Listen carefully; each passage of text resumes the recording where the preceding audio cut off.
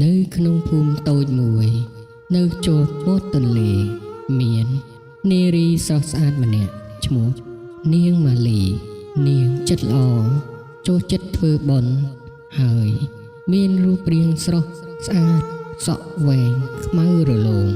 និងមានស្នាមញញឹមដែលធ្វើឲ្យបរោះជាច្រើនលង់ស្នេហ៍នាងជាកូនអ្នកកសិកររស់នៅជាមួយឪពុកម្ដាយមានជីវិតសាមញ្ញ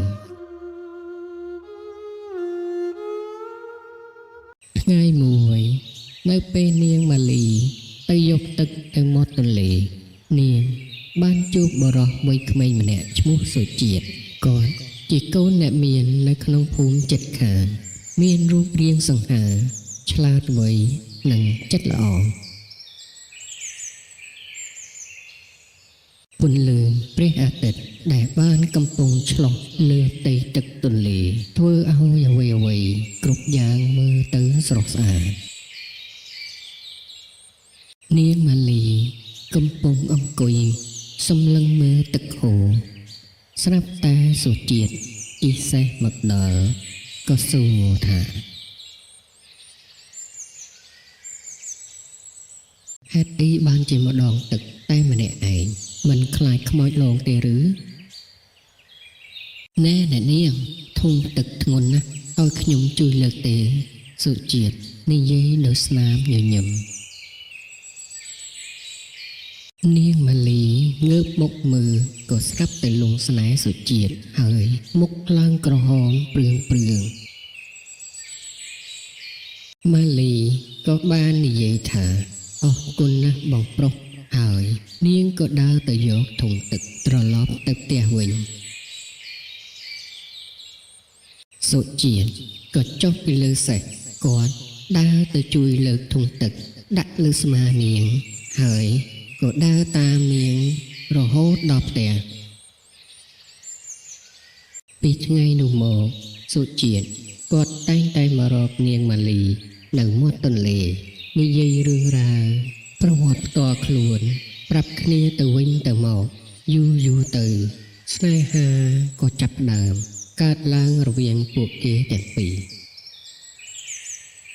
ពេលរាត្រីក្រោមពន្លឺព្រះច័ន្ទពេញវង្សពួកគេតែងតែណាត់ជួបគ្នាស្ងាត់នៅក្បែរដើមឈើធំមួយក្នុងព្រៃពេលនោះសុជាតិក៏បានសារភាពប្រាប់ទៅម៉ាលីថាម៉ាលីបងស្រឡាញ់អូនណាស់បងនឹងឲ្យឪពុកម្ដាយបងចូលស្ដីដណ្ដឹងអូនសុជាតិនិយាយហើយកាត់ដៃនាងម៉ាលីពេលនោះនាងម៉ាលីក៏ស្រក់ទឹកភ្នែកហើយក៏និយាយប្រាប់សុជាតិថាឪពុកម្ដាយបងជាអ្នកមានគាត់មិនព្រមឲ្យបងយកអូនទេព្រោះអូនជាកូនអ្នកកសិករក្រីក្រម្នាក់ច្បាស់ណាស់ឪពុកម្ដាយបងមិនព្រមជាដាច់ខាតសុជាតិក៏អោបនាងម៉ាលីហើយនិយាយថាបងនឹងប្រឹងប្រែងបងសន្យាថានឹងរស់នៅជាមួយគ្នាជារៀងរហូតពួកគេបានស្បត់ជាមួយគ្នាក្រោមពន្លឺព្រះច័ន្ទប៉ុន្តែមិនដឹងថានាងសុភាកំពុងលួចមើលពីចម្ងាយសុភាជាកូនស្រីអ្នកមានម្នាក់ដែលលួចស្រឡាញ់សុជាតិខ្លាំងណាស់ហើយច្រណែននាងម៉ាលីពេលសុភាឃើញដូច្នោះក៏មានអារម្មណ៍ខឹងខ្លាំងណាស់ហើយក៏យកដំណឹងនេះទៅប្រាប់ឪពុកម្ដាយសុជាតិនាងសុភាក៏បានលួចទៅប្រាប់ឪពុកម្ដាយសុជាតិអំពីរឿងស្នេហាលួចលាក់ជាមួយនឹងម៉ាលី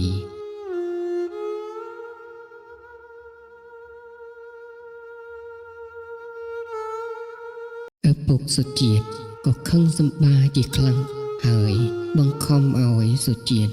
រៀបការជាមួយនឹងនាងសុភាដើម្បីរក្សាកេរ្តិ៍ឈ្មោះនៅក្នុងគ្រួសារឪពុកម្ដាយសុជាតិក៏បានបង្ខំឲ្យសុជាតិទៅរៀនបន្តនៅឯទីក្រុងភ្នំពេញក៏ បកម្រងនេះទុកគឺមិនចង់ឲ្យនាងម៉ាលីនិងសុជាតិបានជួបគ្នាសុជាតិក៏បានលួចតាត់ជួបនឹងនាងម៉ាលីជាលើកចុងក្រោយហើយបាននិយាយជាមួយម៉ាលីថាឪពុកម្ដាយបងបានឲ្យបងទៅរៀនបន្តនៅឯទីក្រុងតែសូមអូនកុំបារម្ភនៅពេលដែលបងរៀនចប់បានការងារធ្វើហើយបងនឹងមករកអូនវិញជាក់ជាពំខានម៉ាលីឮដូច្នោះក៏យំស្រក់ទឹកភ្នែកភ្លាមមួយរំពេចហើយក៏បាននិយាយទៅកាន់សុជាតិថាបងកុំភ្លេចអូនណាអូននឹងរងចាំបងជារៀងរហូតម៉ាលីតែងតែមកអង្គុយនៅមាត់ទន្លេកើតទុកតែម្នាក់ឯងគេទន្ទឹងរង់ចាំដំណឹងពីសុជាតិតែគ្មានដំណឹងអ្វីទាល់តែសោះ5ឆ្នាំកន្លងផុតទៅសុជាតិបានវិលត្រឡប់មកវិញគេបានរៀនចប់ហើយមានការងារធ្វើមានមុខមាត់ក្នុងសង្គមពេលនោះឪពុកម្ដាយសុជាតិបានបង្ខំឲ្យសុជាតិរៀបការជាមួយនឹងសុភាតែគាត់បានបដិសេធហើយរត់មករកនាងម៉ាលីសុជាតិបានមកជួបនាងម៉ាលីនៅឯមាត់ទន្លេជាកន្លែងដែលគេជួបគ្នាហើយក៏ជាកន្លែងដែលគេសាងសង់ស្នេហ៍ជាមួយគ្នាកន្លងមកពេលនោះសុជាតិក៏បានឃើញនាងម៉ាលីកំពុងអង្គុយអស់សង្ឃឹមនៅឯមាត់ទឹកភ្លាមនោះឯងសុជាតិក៏បានស្រែកប្រាប់ម៉ាលីថាម៉ាលីបងត្រឡប់មកវិញហើយសុជាតិក៏រត់ទឹកអោបនាងម៉ាលីយំដោយរំភើបចិត្តជាខ្លាំងហើយក៏និយាយថាអរគុណបងដែលមិនភ្លេចអូន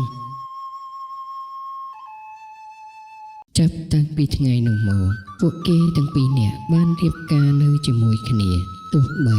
ឪពុកម្ដាយសុជាតិមិនពេញចិត្តក៏ដោយពួកគេរស់នៅជាមួយគ្នាយ៉ាងមានសុភមង្គល